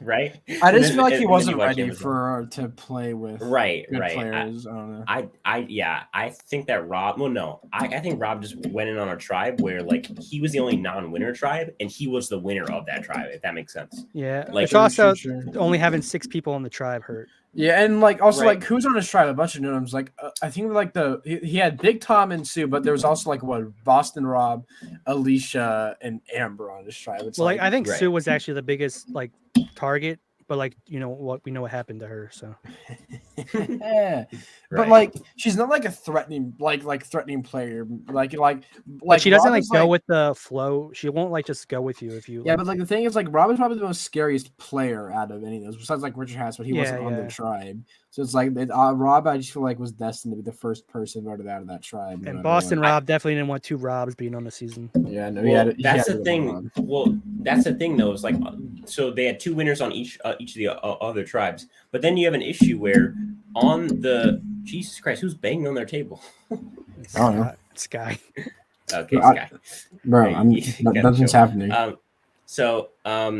Nick, I feel like in this tribe, the best player was easily Rob, and especially because Rob's season was the last season to fully air on TV before this season. Yeah, he like has like this is a really weird comparison, but in like the pregame of Winners at War, everyone was saying, "Oh, Rick Devens, my favorite player," like because like that had just been like the big thing, right? Now I feel like Rob had just been like the big thing. He was really on like the Letterman show. He had made like several guest appearances. Like he was on the Letterman show, really? There's like a clip of Letterman saying, "Oh, like, well, we don't like we like have a free 5 minutes. Guess who we saw live on the street?" And it cuts to like the interview with Rob, and like Rob's like, "Oh yeah, I'm about to go to a party." Oh my God, I know what he was on the show. I looked it up. Yeah, yeah. It's like Rob was big right like at that time, so he was like a winner. He was basically he was called like by Jeff the best player to never win. The best player to never win. Right? That's got to hurt his reputation going into All Stars. Right, exactly. I mean, yeah, like Rob just kind of had everything going against him. Imagine if Fair Play was on his tribe. I heard that in All Stars. I heard that, like, honestly, All Stars pregame sounded like pretty vibes. Apparently, they like got a whole like resort rental house to themselves. Like, yeah. I think like hold on. Each tribe got a one house to themselves, and like they would like cook burgers and just chill out in the house, like I mean, in their individual house. Like that sounds so cool. Yeah, it also is terrible for pre-merge. I mean, pre-game alliances, but whatever. Yeah, it's terrible. But yeah, I think I don't know if the exact amount of money has ever been stated, but I think it was like around $25,000, like just being on the show, is how much you got. And I mean, nowadays that has to be like at least like $30,000 an hour, right? I mean, you get the other way around. Oh, I guess $30,000, but it's worth the same amount because it's inflation. Yeah, right. Yeah, inflation. So I mean, it was a lot. I mean, but like again, it's just like such a dark, like with Rob and stuff like that, then the Sue stuff, the Rich Sue stuff, then like you know. The reason it's dark is just because of like the whole like we gotta take out the winners, they can't win. Right. Yeah, it's like it just wasn't fun, and especially like because like I love Ethan and Richard and stuff. Yeah, Ethan was so good on this season though. Like, Ethan really like if you looked at it, like really adapted really well, and it's like it was so sad. Was he became easily so the best pre-merge boot. I would say of this season. I think it's probably like. Honestly, if you're looking at who played the best game, he's probably a top 5 player on this season as far as who played their game this season. Yeah, I feel like it's definitely Rob first. I think that's obvious. Yeah. You could, I think maybe 2 you can throw in like Big Tom. You guys are like I could see and then like 3 Jenna. And maybe 4 you throw Amber because she was like aligned with Rob, and then like 5 is Ethan. I feel like. I mean, Lex and Kathy both played a good game. They just really screwed up with that moment. Then they just made a huge, entirely big mistake that ruined their entire game immediately, and they probably would have gotten boot anyway. Yeah. So I would put them at 6 and 7. But you know, like, to me, Ethan's a very good player. I agree. Yeah, he's great because he was playing with a target you can't get off you being a winner. Yeah, and he made it the farthest as the one. He was the furthest winner, which he was technically the 6th vote out because like 2 people quit. I think it's actually crazy that he survived the pre-swap despite only going to tribal twice. I think I think it's crazy that he actually survived that with Rudy vote. I think that's actually really good. Like it's not really talked about. Like I don't think he should have survived that Rudy vote, but he did. Luckily, because Rudy was like old and stuff. Rudy was old and also from the first season, which is so iconic. Obviously, he's like he was like the second most iconic person from the entire series. Yeah, despite Richard, like Ethan's probably the second best well-known winner. I mean, I feel like he's probably more well-known than Tina. Yeah, and who else is there? Yeah, so like coming in with that target, being the only winner, I feel like there should have been a tribe versus just winners for it to be fair. I think that if they could have redid it, they should have done that. They should have done a tribe that had like maybe you have like okay, let's just say that they had to go with this cast, right? Because for some reason, like let's say Jenna and Sandra and all of them said no, which I think that if they didn't, they should have got a tribe all winners. But if not, they should have put Richard, Tina, Ethan, Rob C. And what's the other winner? Lex, and then Jenna Maraska on a tribe. I feel like those 6 would be a pretty fair tribe. I think Rob probably still goes home first, but it gives him more of an equal playing field where there's people on his level, people who don't look at him as like the smart whatever this and that. I feel like that would have been fair to put like all of like the 6 best players from their original games. I feel like that's pretty fair to me. I think the season would be better if it was just 2 tribes. Yeah, I think in the old school version, I would agree. I think new school 3 tribes is a much better format because the game is so complicated. Hero vs. Villains played out pretty well with just 2 tribes. Right. Well, I mean, that's again, Heroes vs. Villains kind of on its own because Russell. But that's true. I mean, I think that like in the old school format, 2 tribes was better. 1 because the tribes were smaller, so it's easier to develop characters, and 2 because it was a lot more straightforward, which I think was necessary for those seasons. And also, like with 3 tribes in those seasons, obviously one tribe is just going to lose because one tribe is just going to start dominating, right? So, whereas nowadays, I feel like because 1, the tribes are pretty even, and 2, the game's so fluid, to have 3 tribes is a lot more easier to follow in the pre-merge to me. I always like 2 tribes, then break it down to 3. Yeah, I feel like it should be like that. Think that's the worst thing you can do, because now you're like, someone always gets straight up, that's like, true. Well, that's just the game of Survivor. I think if anything, you should do the opposite. You should do like Kagian, 3 tribes, and then split up that at 14 into 2. I just thought, I think 6-player tribes on an all-star season really puts you in a big spot if you're like a really good player. And, it's really also, this is like the first ever 18-person cast, right? There was like 9 pre-merge vote-offs. It was like right.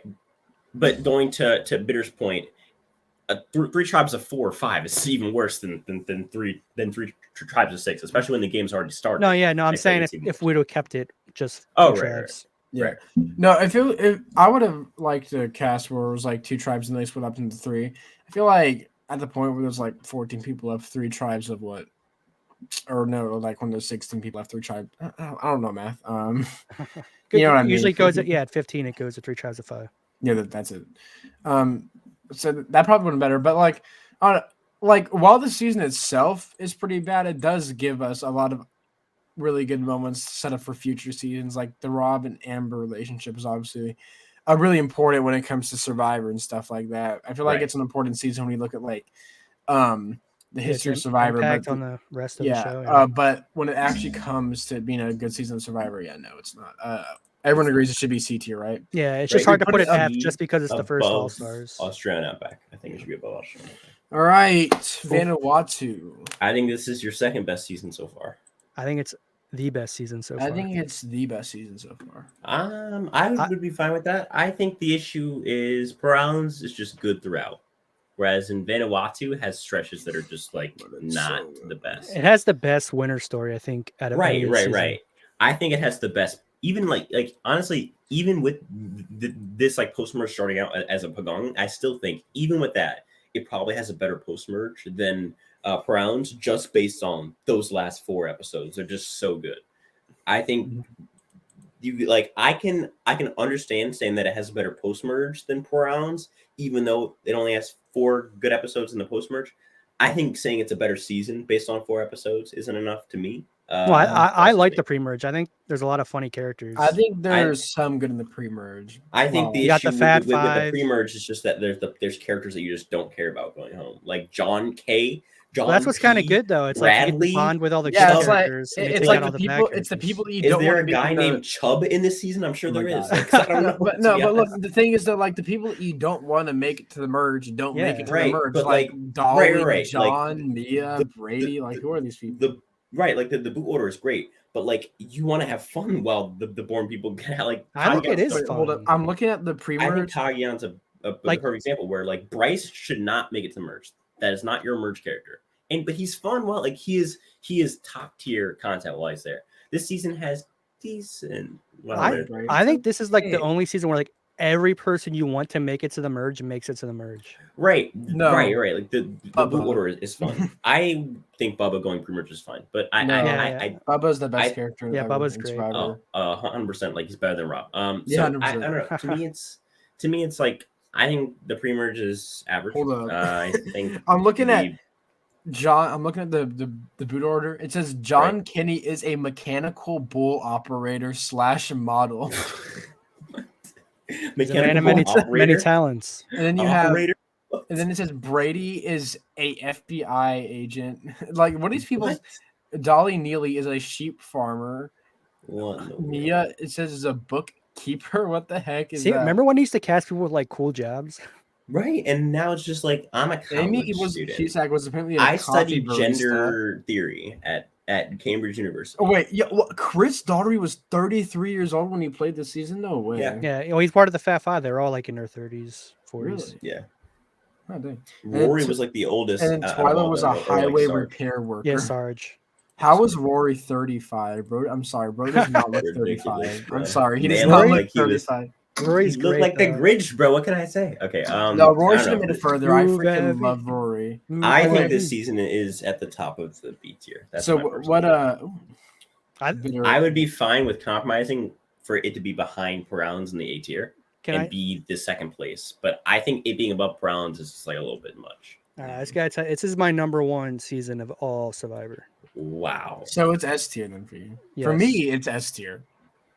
Wow. Like Chris's underdog story starts episode 1, and it coalesces all at the end. Bro, can we talk about how Chris was absolutely balling? He was the last man when there was compromise.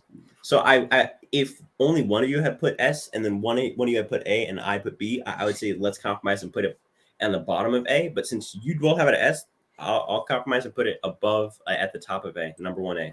Fine. Okay. Fine.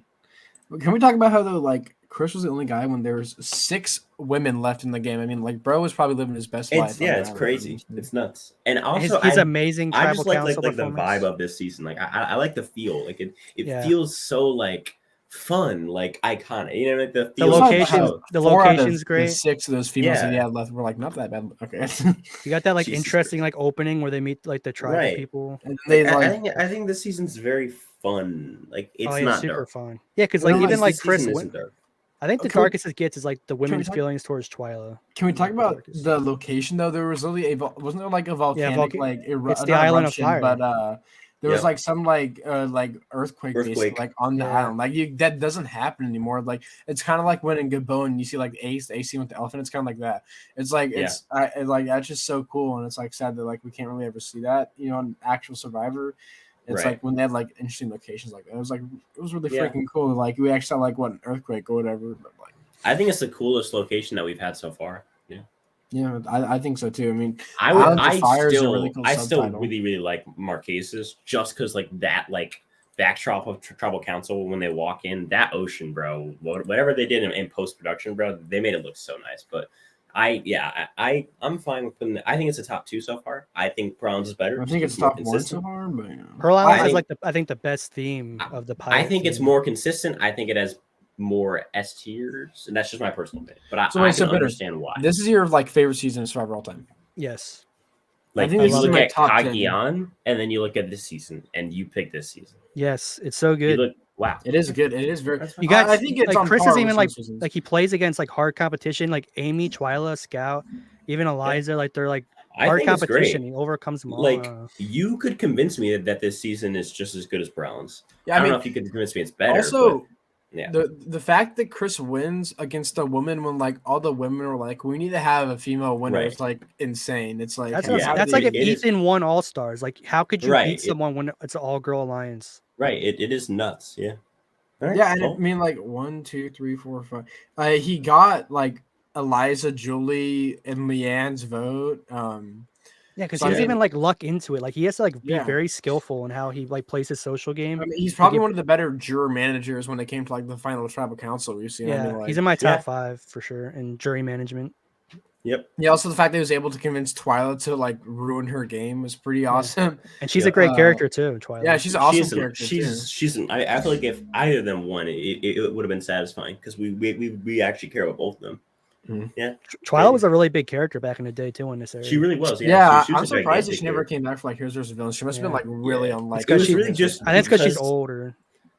So Amy was like a lock to come back for Micronesia. I think it was between Eliza and Twyla, and they just didn't want 2 older women from Vanuatu. Like that would be kind of weird, I guess. So should have been Twyla though. But I still think it's crazy that we've never seen her like period like ever. Right. She was on Fear Factor with Johnny Fairplay. She was. Yeah. Really? She was on Fear Factor. I did not know that. With Fairplay, it was like an all like celebrity episode. Remember like when they did like a Survivor like Family Feud? That was pretty interesting. Yeah. Anyway, I think it was like for All Stars, like I think like to promote it or like after it. Anyway, Palau. All right, Palau. I think Palau should be at the top of B tier. That's my personal thing. I think that. Oh, wow. I mean, I'm kind of compromising above Borneo. If you want to do it quick.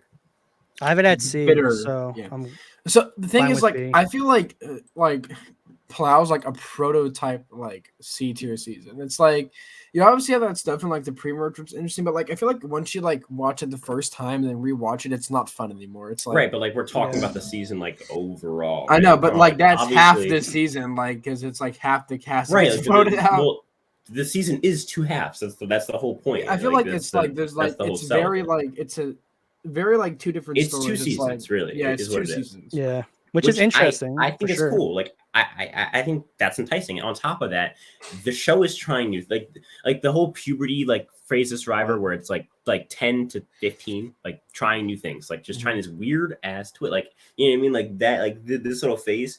This is the start of it, and I think it's like the best part of it. I feel like them trying the two idols in the first episode, really cool twist. Them starting like going across the ocean there, really cool. Them getting rid of two players. Them getting rid of two players. Them getting rid of two players without them ever getting voted out. They did at least give them a chance to like play like on an island and make alliances for 48 hours. It's not the worst thing, but it's pretty close to the worst thing. Whereas in Redemption Island, they literally just show up and they immediately vote out somebody. That's screwed up to me. That's more screwed up. Like the only reason that people don't think that is because of Redemption Island, like being there and then at least not going out immediately, but they eventually go out. And I think it's screwed up that they were able to vote somebody off before they ever had a conversation, to me. No, this season's actually a bottom 5 season because James Miller did not make the merge. James Miller should have made the merge. Yeah, that's the thing is like awesome. you have like Angie, James Miller, Abraham, like Stephanie Bott, like these are like this first half of season isn't like the slog or anything, and the second half you have Colby going out. Bobby John. Yeah, bro, he's a Bobby Dude, John. I actually love Bobby John as a character. He's just so funny. He's cool. I don't know, is it just me or like does Bobby John look completely different in Guatemala and in Palau? I feel like he looks like different. I don't know why. I think he got smarter or something in between. I don't. Yeah, no. For me, it's like So I look at the season like, and then you get to the merch. You have the Colby, which is also a great character. Yeah, going out in a ball of fury, and then you have all of this like Karen being flipped to one side, and eventually Januquist to keep Stephanie longer. Stephanie, we haven't even talked about the biggest character probably up to this point in Survivor history. No, we said Bobby John. Oh, yeah. Okay. Yeah, Stephanie. And then she goes out, they do all the crying and stuff like that. And then this end game where Greg and Jen are trying to flip the entire game on its head against Tom. They fail. Yeah, Greg's underrated. I wish he got brought back. Right. And it's like, and they fail, but Greg is able to stay longer. But wait, Greg goes out at 7, right? I think. Yeah, and then you get, I think it's a Karen boot at 6, and I think maybe if not, it's at 5.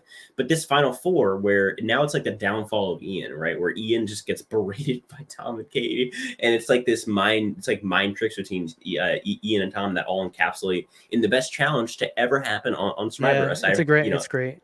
Yeah, it's like to me, it's like it's just so good, and it's like it goes forever. Apparently, Survivor tried to like say that Tom had to put one foot up in the air, but he told him to fuck off, and they fucked off. So, yeah, it's like it's to me like that. That's so. That's when you know you're alpha. You tell producers. Right. Well, he had told them to quote unquote call their lawyers is what he said, and Jeff afterwards had actually admitted that wasn't fair of them to do. But so it's like they have that, and then you have like arguably one of the best winners, like Chris Hatch and Tom are probably the best winners to this point. It's like you get that satisfying, likable winner. I feel like this season it has everything that Marquesas and Amazon have. I think it's a twist. It's a swap for me between one of those seasons. But if you guys think it's C, I'll compromise for. I'm fine with it being B. B or C is fine with me. I mean, I want it to be C tier personally. I think that putting it behind Africa is the lowest I would go. I feel like that's like if we're gonna make a real compromise, I'd do that. But I prefer for it to be above Africa. So that's fine. All right. I can do that. Okay, cool. All right, Guatemala. I love Guatemala. I have it at A tier. I think that Guatemala lacks big moments. I think it has great characters. I think Judd is like literally an S tier. Like Judd is like remember I was talking about earlier the S tier, like your Fair Place, your Tonys, your Russell Hanses. I think maybe Rick Devens could be considered an S tier. Maybe like those type of gigantic characters. I feel like Judd fits. The issue is you just don't have a big moment, right? The biggest moment of the season is the idol play, and it's a freaking idol you play before the votes. That's the biggest moment of the season. That's your issue. But aside from that, I mean, you have great pre-merge boots. You have a fun merge where it's Gary Hogelman's awesome. Right, and you have a good boot order, which like where a lot of the like miscellaneous women go like really early on, and then Blake, it's like the downfall of Blake there, and you know you get what's his name, Brian Corden. He's a fun character. You get Amy going, you get ADD Margaret and Judd. Tribal council, like that's fun, and then you get to the merge. You get this story of Danny. Underdog, really the lack thereof in the edit. It's her fault. It's her own fault, though. Yeah, it is her fault. But yeah, and then you get that. You get the Judd blindside. You get the Jamie blindside, which is a really underrated character. Jamie's awesome. Yeah, he's like the first like I went paranoid character. Right. He's probably the most paranoid person to ever be on Survivor. And that's the thing. Is like, and then you get the Gary Idol play, and then. So you have Stephanie and Rafe. I didn't even talk about Stephanie and Rafe, the two biggest players and characters from the season, other than Judd. Like to me, that's like they're awesome. I think Rafe is one of my favorite players. He probably should have came back for like a second chances. And now he's ruining Wheel of Time. Wait, what? I said now he's ruining Wheel of Time, the TV show. He's ruining it. Yeah. What? I'm. The show's terrible. What's going on? He's the head writer. He's the head writer. Oh, what's Wheel of Time? What kind of show? It's based on a book series. It's like magic and stuff. Okay, and he's ruining it. He's just butchering it so bad. Oh, he is. Okay. I mean, I have this person like B tier, high B tier. So. You mean this season? Yeah, the season. Yeah. I would compromise. I think it should be below Marquesas. That's the spot I put it at. Where does Bitter have it at? I have it at S tier. I mean, no, I mean not S. A tier. A tier. Oh, okay. I feel like we can do like top of B or like. Sure. Yeah, I can accept that. But top of B. Cool. Okay, wait. So you said were those your two seasons you got an S tier? No, I messed up. No, Guatemala's at B. I mean A. Jeez. Okay, so you have one more S tier. Yeah, so I saw one more S tier. Yeah. So in the next 3 seasons, you have an S tier season. What's it? Wait, what number are we on? We're on Panama. No. Within the next 5 seasons, next 4. Okay. Well, that's so reasonable. Panama. I thought that you had said you set up to 16. No. I had said out loud. I'm gonna go through them. I had said All Stars, Vanuatu, Palau, Guatemala, Exile Island, Cook Islands, and Fiji. And I said you have 2 S tiers. Okay, never mind. And you were like, "Yeah, man, I got 2 S tiers." I was like, "What the fuck is wrong?" It's a great impersonation thing. Yeah, no, it's pretty off, but yeah, it's okay, well then, I'm off by a couple seasons maybe. Cool. All right. Exile. I think this should be a C tier. That's just my personal opinion. I think I give it top of C tier. I think it's top of C tier, but the Lamina tribe. I mean, like this Kasai tribe, even with a Pagong, makes the season. This Lamina tribe is so boring. Yeah, it is terrible casting, especially the people who make it to the merge in this tribe. Nick Terry, what's his name? Nick. Terry's the only there's Nick character. Yeah, well, obviously Terry, but it's also just because he's such like a Superman type of person. But yeah, he's not like the best character on the season, but he's like I'm just saying on that tribe. Right. And then you have like Sally is supposed to be like the person who we're supposed to like from this tribe. Sally, yeah. What? I mean, let me read off some of the characters: Tina Shear, Melinda Hyder, Misty Giles, Ruth Marie William. Who are Bob Dog. Ruth Marie. Bob Dog was I like Bob Dog. No, Bob Dog's great. But Dan, who is Ruth Marie, bro? Nick Stabbery. Come out of the shadows, bro. What was Dan like a Dan scientist? Astronaut. Dan, he was an astronaut. That's like literally the only reason you got. That's the only reason why he was relevant. I remember watching his Blue episode, like or the episode before, and they like said in like one of the biggest moments at Tribal ever, and it's just Dan going home. I guess it's because like they all gave him a round of applause when he left because like it's because they didn't want to vote him out, but like he didn't even give himself up. They were just like, "Oh yeah, we're gonna vote you out," and it was like, "Oh okay." It was like they wanted to vote him out of the 3. Like, why is it such like? Well, that's because Sally got the Exile Island like safe. Yeah, but still, he was their second option. Like, yeah, it is. Yeah, that's how it works. Still not good. So I'm fine with putting it below All Stars. I think it should be above Austrian Outback. Where do you have it at? Disrespectful. I had it at a B tier, but okay. So just because like Shane's amazing. I used to like ours a lot as a winner. I don't really like him. Cerie's obviously great. Yeah, I mean, this is a starter street. I think we should mention that. And Terry's like the first person to go on like that crazy like you can't take me out because I'm winning all these. Yeah, like it's no. Who actually I needed guess it too? yeah. Like, I mean, put Tom yourself didn't need it. put yourself Yeah. back there. Like that's never been done, right? Like that Right, has to be right. crazy. Like at that Colby But I and feel like Tom it's all just are the only two to do it. this is satisfying when like the final challenge comes and he can't wins it. Yeah, I hate those challenges where it's like stand on a thing in the water. Like they did that to Fair Play too. That's how he lost. Yeah, Yeah, and it's like, terrible that's challenge. obviously just like not gonna, like, the old people are just not gonna win that one. Or, I don't like, think older like, people. any guy's gonna win that challenge. Yeah, true. Yeah, I mean, it's well, no, perfectly made for I mean, for a small, like an frail older person. woman. to be like fair, an older woman. I think Danielle almost lost that challenge. If I'm not Yeah, she mistaken. did to Tara. She almost lost that one. But that's because she sucks. So I mean, you know. I mean, Lil would have wiped the floor with him in that challenge. Oh yeah, 100%. Lil would have been a beast in that challenge. When Lil would wipe a floor in a challenge, that's it's a bad challenge. Yeah, it's a bad challenge. All right, cool. All right, so Cook Islands. Cook Islands. I think this season it should be a bottom of B tier, or like maybe even behind like or around Africa. But because we have so many B tiers, do you want to either boot some out and put them to C, or do you want to like? I mean, I have it in C, but I mean, can accept it in B. have it in. All right, let's just do top of C above Top all of C? stars. I'm fine with that. I've been fighting if it should be an F or C personally. I do not like this season. I don't think like this Cook season Islands? just has such a fun story. Like to me, like it's Where just should it be such a in fun. C? I mean, It's such like a. Whoa, ahead. bottom. What are you doing? It's what? almost. Where should I put it in C? I said. Top. I think you should put it at the top, like the very first C. It's almost like production handed to I24. Right. But I mean, there's a lot of of rumors that they did, and there was also rumors that they were going to cancel the show if things didn't go that way. Yeah, right.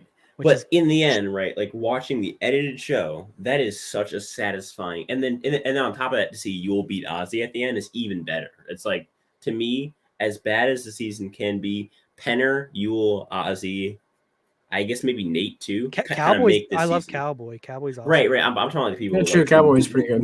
I'm talking about the people who make the season. Oh, I feel like to me, Penner, Ozzy, Yule, and then Nate from the. There just isn't okay, but like, but let me list you out some names. Ready? Right. You're not gonna know those people like Cecilia. Yep. The cop. Yeah, I know. Yeah. Stephanie. Yep. Bruh. Yeah. Christina. Yeah. Flicka. Bruh. Flick is pretty Rebecca. interesting, I think. Yeah. Bruh. Rebecca. Yeah. Brad. Yeah. Bruh. Jenny. Although I can remember all those people, but yeah, I get it. I think the issue isn't Lee Fire Challenge. Well, that's the thing is like those like most of those people are genuinely interesting. Like Flicka is genuinely interesting. Rebecca the cop is genuinely interesting. It's that the edit was so focused on hyping up this I2 comeback that they kind of forgot about the other like 7 people who go pre-merge because they're so excited about Ozzy and Yule and Becky and Sandra surviving the pre-merge that they're so. I mean, Pinner's great. Pinner's the only person in this in this season with more than 10 votes. He has 15 votes. The next highest person is JP, who was the 4th voter who had 7 votes on his name. Oh my god, bro! I love when Cowboy finds the other island. Yeah, that's never happened. Like, because like production doesn't want that to happen because it just shows how close they are. And everyone's just kind of like, oh yeah, you're here, and everyone like doesn't want him to be there, and he's like just he's like trying to tell a story, and they're like, shut the fuck up, Cowboy. Yeah. I feel like it happened, and like they want to see what would happen, then they're like, I don't like this, and they just don't let it happen anymore. Yeah, and do you feel like did they leave on their own? I forgot. It's like then they did it. Well, no, this is after Guatemala, right? Mm-hmm. So the first time in Guatemala, they were like, "Yeah, let's do it because it'll be interesting." Because they literally invited the other tribe to come. But then they like made it look like they paddled all the way down the river to find them. So it looked a little more like Survivory. But this was a little bit too much. This seemed like breaking like the fourth wall kind of thing. It seemed like they took a small paddle over to the island like across the river, and it was just the other tribe. Yeah, it almost seemed like a sound stage, almost like how like it wasn't obviously, but just felt like that. Yeah, I agree. Cool. Okay. I like when Cowboy's like, "Want to trade me some of your spices?" And he's like, "No." This is the 2nd worst season of all time. No cap. I don't have it that low. I have it in I actually have it pretty high. What do you have it? I have it at B in B tier. Now, dude, give me a chance. This was my first season of Survivor. I get it. Yeah, I get it. So, and I loved Yao Man. I loved Earl. Yeah, like Nicaragua was my first season, and I would. Oof, that sucks. Wait, what was your first? Ghost Island. Oh my gosh. Oh, are we talking about live? That's almost when I quit Survivor. Wait, are we talking about live watching or just in general? Whenever your first thing of Survivor you ever saw. The first season I ever saw was when I asked Siri to pick a number 1 through 34 because those were seasons that were on Hulu, and it picked 21, and I got stuck with Nicaragua. And then I watched 22, and then I watched 23. So I watched all 3 of those back to back. Hey, for my first 3 seasons. Wait, 21, 22, 23. Yeah. Oh my gosh, that's gonna warp your mind to what Survivor is. But you know what? It was actually a blessing in disguise. 1, because I got them out the way, and 2, because it started out really simple games. Yeah, I think that's probably good if you start with bad seasons because you're like it's only gonna get better from here. Well, no. It's not even that. It's just the fact that the gameplay was so simple in those seasons. It was 6 people on 6 people, and Rob votes out the swing vote. That makes that's genius. Yeah. Or like in like South Pacific where someone flips, right? It's a base flip. That doesn't happen anymore because people are thinking about that. So then they do the opposite. It's all mind games. But that was like it's pretty rare to have just one person flip and that's it. Fun trivia, I'm pretty sure. For sure, 18 out of the 19, and if you count the person who quit, 19 out of the 20 people on this cast were recruits. So they got really lucky though. Like, that about sums it up. I mean, I think this is the best example why recruits are actually good. That's a take. Wow. Okay. And also a lot of Californians. I'm not a huge fan of recruits, but 1, 2, 3, 4, 5, 6, 7, 8, 9, 10 Californians on the cast. So really good at when it comes to, and apparently there was like a racial alliance behind the scenes. Well, no, there definitely was for sure. It's like I forget what's his name, Anthony. Who he said from before even they've got on the island there was a well-known all the black players are gonna stick together. Wow. Yep. Which when I watched it live and I had no idea that was going on. I just feel like it just. I think we all agree this season isn't like the best. It's like it's not the best. I don't really have anything else to say about this season. Like when I watched this season, I was like, this doesn't feel like I'm watching Survivor. Really? Right. It's like there was only a few times where I ever watched Survivor and I was like, ugh. And it's this season, Thailand, and maybe you could say Ghost Island. Like Ghost Island, late pre-merge, where I was just like this season, this season felt like a different show. Like it did not feel like I was watching. You guys didn't like the 4 Horsemen or Yao Man? I know I liked it, but okay, Ed Guadaboot, amazing TV. I think that I've said this a lot, but I feel like the Ed Guadaboot was the first time that we saw that mid-school Survivor type of gameplay. I feel like it kicked off the mid-schools of Survivor, and I think China kind of took that and ran with it.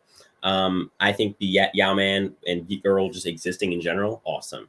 I think he's the biggest character. I think at that point in time is Yao Man in Survivor. Behind Stephanie and Rupert, probably, yeah. And then we have even the pre-merge, Rocky and Lacey are pretty chill.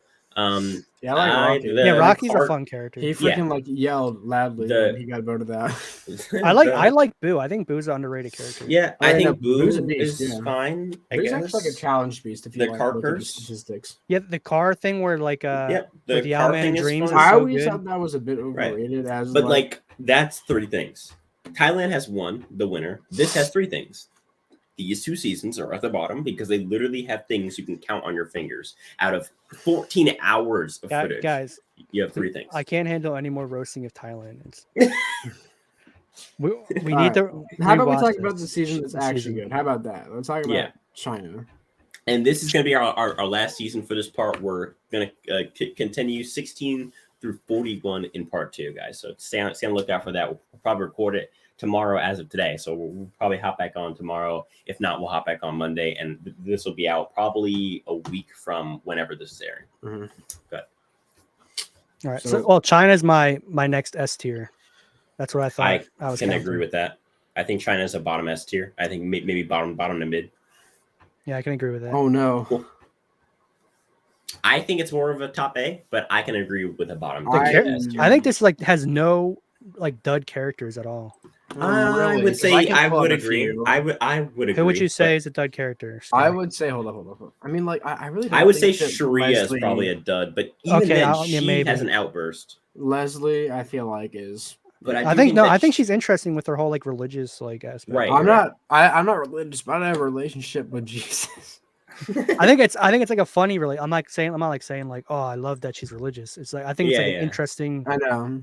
character. Dave Cruiser best. I think ever. that no. Dave is hilarious when he gets naked. I agree with Bitter's statement. With Bitter's statement about everyone on the cast being fun. I think on top of that, you get a tribe comes in with the numbers, starts to begong them, and you actually like the tribe that has the numbers, which is fun. You basically get to watch like Tom and Jerry, except like you're rooting for what is it? John is it Tom? No, John Who on top. You like John Who better after watching this season? No, I just liked PG a lot. I also feel like this is the best form of James Clement. I feel like he was my favorite character at the time. I love James so much. I feel like it's just gone downhill after that. I feel like this is probably the best version. I obviously like I feel like we should put it in A right, top of A right. Frosty's a good charter. Yeah, Denise also, I mean, the getting voted out to Idol.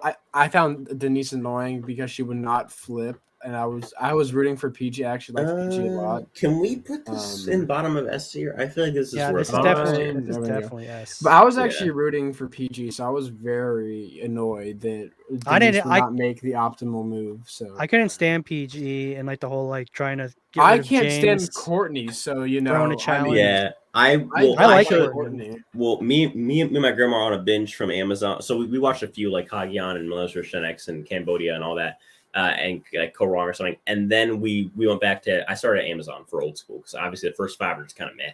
But I started at Amazon and we watched all the way up to Token Chains.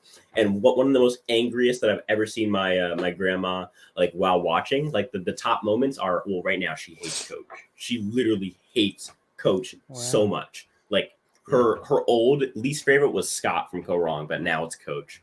And her other like moments where she was mad is when James didn't play as Idol. She was so mad. Yeah. I mean, I was mad too, dude. I was so upset. And then I actually like it's a great move. Like it's a great moment looking back. Right. And then her other big moment was when PG tried to throw the challenge to get James out. She was like, "That's not right. That's not how Survivor should be." Well, James didn't go out, so right. It was a good strategic move, though. Like, it was. It's very rare that throwing a challenge. It's great. It's the right thing to do. I mean, to be fair, that was like that was probably the worst tribe swap ever. Pick 2 people, to come on your tribe. Yeah, the twist is terrible, but it didn't. It's very good. The twist is terrible, but it doesn't play out super terrible because James doesn't go. Right. But it's still super. Aaron was getting James best player ever. No, I liked Aaron a lot too. If they're successful in getting James out here, I think the season drops 5 full spots. Yeah, like that. I agree. I mean, who knows what the season be without the whole Idol shenanigans? Where it is on my list at like 7 to like a literal like 13 or 14. Like it's crazy like how much them being unsuccessful and Denise not being able to eat that thing changes the entire course of this. Turns out Denise was lying about not getting hired back. For Lunch Lady. Yeah, but that was like a lie and stuff. I know it was funny though that she's like, and that's why she's never been brought back. Yep. I'm glad she never brought back. But she was super popular though when that season aired. Yeah, she was because she was like a normal person, underdog. Had a mullet in 2007. Yeah. Still, she's like the first. Her hair was so bad. Oh she low key kind of looks like She kind of looks like a guy. I'm not gonna be honest. She looks like a dude. What can I say? Oh my god. Okay, guys. Again, I just is the final 3 was pretty good though too. I think like watching that Final 4 sequence where they're all just like trying to backstab each other, like Denise, Todd, Courtney, and Amanda. Like that was one of the best moments of the season. Even though like that like finale isn't that great, just watching like all of them like coming, like they're all at the end, and now they all just start backstabbing each other. It was very fun to watch. Would you say it's the strongest Final 3 up to this point? I would. Well, it's the second Final 3 ever, so I mean, yeah. So I think that. No, it's the third. I know it's tough. It's actually a pretty tough competition. So I think Yul and Ozzy are stronger as a final 2, but if you count Becky weighing them down, I would say it's probably the strongest. That's my argument, really, is that. I think that it depends on how you look at Courtney, because I think Todd and Amanda are worse than Yul and Ozzy, but if you think Courtney suffices that by being just that much better than Becky, like I think she's a way better character. I actually think that Becky is probably a better player than. I think she's a better player than Becky is. Not a good player. Definitely, it's just a matter of of how much better is she than Becky is. Like Becky's plans to go to the final 3 with Ozzy and Yul. but like Courtney's plans to go with Amanda and Todd. So it's it's. I don't think, but Todd wasn't like super light to really crush that final. I would Tribal say Council. Cook Allen's better just because Courtney cannot beat beat Becky by just like a mile. But like Courtney only beats her by like a kilometer. You know what I mean? I feel like if Courtney's just like that much, mile. No, it's not. Yeah, it is. No, it's not. Look it up. But yeah, so it's like if Courtney can be like crazy amount of better than I always Becky, kilometer was longer than the mile. then she's set, but she wasn't. So it's tough. I always had kilometers. Yeah, I think it's a fun conversation to compare those two. Yeah. I mean, I think Courtney it sucks, but okay. I love when she can't cut through the rope she's so weak. yeah. I mean, she did win in the immunity though. Did you guys ever win in the immunity? I don't think so. I didn't. I actually did, but like they cut it from it was an unaired season because we were all bigots, so they didn't air the season. So did you win in the immunity? Did you win in the immunity? Yeah, I won the season. Right, of course, right. And they paid you'll never see $2 million to win and not talk about it, right? Yes, yep, that's what it was. Yeah. Okay. What's going on the Skylander universe, Sky? I mean, I might skip an upload this weekend because I just started the Skylander Gamer TV season 2. I ended season 1 last, new year, new me. But this sounds really random. I'll be playing Five Nights at Freddy's on stream on Saturday because I've always wanted to play that game, but I've always been too much of a scaredy cat too. So, you turn off the lights when you play. We should do like everyone in our Discord. For those who are watching, we have a Discord server. Me, Skylander, Bitter, Ethan, Flynn Masters, Russell Muscle TV, and Underdog, and like somebody else, and Snuffed. And so we have a server with all of us that we can all talk about collabs. And I think we should do an Among Us game with all of us because we all have great mics. So like it would be really good for content. I mean, obviously our viewership isn't about that, but I think it would be fun to just stream it. Like all of us just stream it. Yeah, I'd be down. I'm not great at it, but I'd be down. Same. Yeah, but I will be streaming. Five Nights at Freddy's because I do not like scary. I don't like scary games at all, but I feel like the chat will uplift me. You know what I'm saying? Get me through it. Get me through it. I've never played Five Nights at Freddy's, so it's gonna be. I've seen like gameplay of it, but yeah, I just don't like jump scares and stuff. So it'll be an experience. Yeah, I'll be playing that around probably like 2 p.m. CT on Saturday. Saturday the 8th or something like that. I don't know. Saturday the 8th. I'll be playing it around like 2 p.m. CT. So yeah. It's gonna be great. It's gonna be scary. Right. Ooh, yeah. So that's that. Go check out. Well, hold on. First, Bitter. What's going on the Bitter universe? The Bitterverse. I got so many video ideas. It's like that. Like you have so many ideas, you just don't know what to pick. Right. I want to give like a final thoughts video on 41, and I'm also thinking about covering Australian Survivor. So, okay. Ooh. The new season coming up. Oh yeah, because Sandra's gonna be in it. Yeah. I'm interested. Sandra's going to be. I might actually watch it because Sandra's in it. Might be our best game. Yeah, man. I feel like she has a high chance of going up first in the Australian Survivor season, but yeah. Yeah, I would vote her out first. Okay. Like Russell. She had her daughter. Didn't he go out like second or third or something? Yeah, that was so disappointing. I stopped Russell watching. got shit on. I know, right? But to be fair, he idle he didn't play it, so it was like. It's tough. All right. Well, yeah, these are the rankings so far. All right. Those are the rankings so far. They're not the correct rankings, but they are rankings. If you guys want to give us your rankings, go ahead and give us in the comments. If you want to get my thoughts on your rankings, join the Discord server. I'm gonna make a channel where you guys can submit your rankings to me, and I can pick my favorites or my least favorites and comment on them. Again, guys, none of this happens without you guys. Without you guys, I'm just a weird guy speaking into a weird microphone. Go check out my featured channels. It has these guys plus Underdog's channels right there. That's it, guys. We're on part 2. Hopefully, we'll be able to get through the rest of the seasons. If not, we can do a 3-part series. But if not, we'll definitely record the last. Like the last 20 whatever seasons in this next recording session, but we may have to split it up because I don't know how I feel about dropping a 3.5-4 hour podcast. So thank you guys so much for watching. I'll talk to you guys in the next one. Peace.